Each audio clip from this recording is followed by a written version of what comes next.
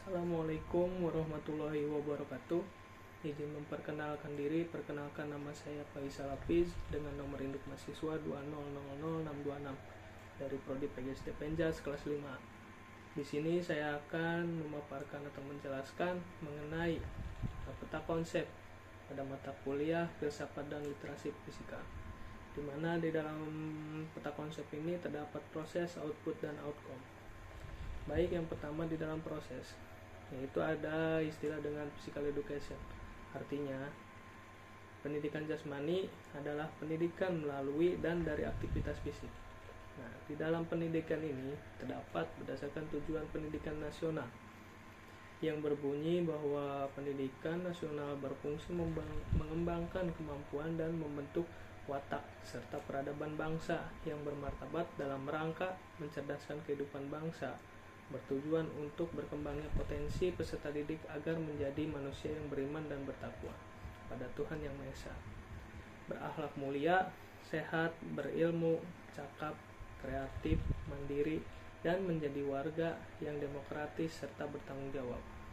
Nah, kemudian setelah adanya tujuan pendidikan nasional berkaitan juga dengan kompetensi, di mana kompetensi ini terdapat kompetensi personal, yang artinya pribadian, merupakan kemampuan personal yang mencerminkan kepribadian yang mantap, stabil, dewasa, arif dan berwibawa, dan menjadi teladan bagi peserta didik dan berakhlak mulia.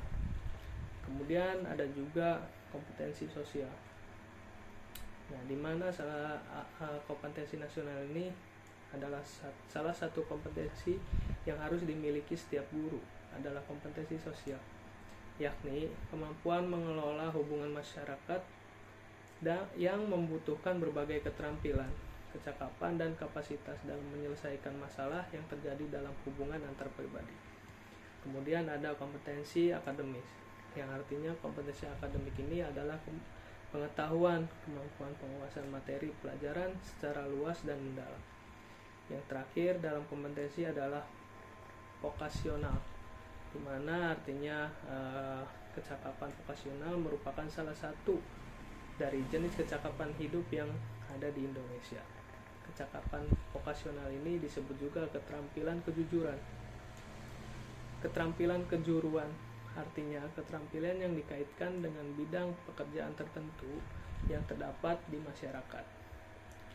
Nah, setelah adanya kompetensi tersebut, selanjutnya berkaitan juga dengan GBPP, yaitu garis-garis besar program pembelajaran.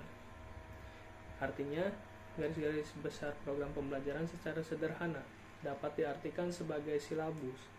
Nah, GPPP suatu mata pelajaran atau mata kuliah tertentu disusun untuk satu semester. GBPP sangat bermanfaat untuk dosen sebagai pedoman mengajar dalam satu semester. Kemudian ada silabus RPP, di mana silabus merupakan salah satu bentuk perencanaan pembelajaran yang masih memerlukan penjabaran yang lebih operasional ke dalam bentuk rencana pelaksanaan pembelajaran atau bisa disebut juga RPP. Nah, RPP merupakan pegangan bagi guru untuk melaksanakan pembelajaran baik di kelas, laboratorium, atau lapangan untuk setiap kompetensi dasar. Nah,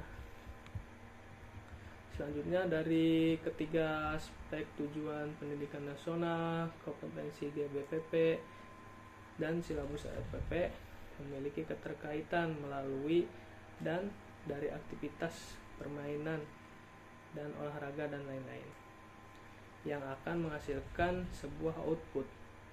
Nah, di sini dari semua aspek proses tersebut di dalam tujuan atau pendidikan tersebut adanya output. Dari hasil ini kita mendapatkan sebuah motivasi, kompetensi fisik. Percaya dari semua itu saling berhubungan dan terus berjalan seperti rotasi. Apabila semua ini berjalan dari proses bahkan sampai dari output atau hasil selanjutnya akan mendapatkan sebuah outcome, yaitu dampak atau hasil. Dari mana sih manfaat active for life, more active student for healthier generation? Yaitu didapatkan dari proses. Nah, di dalam proses ini adanya physical education. Nah, di dalam physical education dibagi dua, adanya education atau pendidikan, terus juga adanya uh, physical activity, di mana education ini berdasarkan tujuan pendidikan nasional, terus kompetensi, UBPP, silabus RPP. Di dalam proses tersebut ada juga physical activity yang dihasilkan atau dimunculkan, diciptakan dari aktivitas permainan dan olahraga, aktivitas pengembangan, aktivitas uji diri, aktivitas ritmik, aktivitas air, aktivitas luar atau alam bebas, dan pendidikan kesehatan.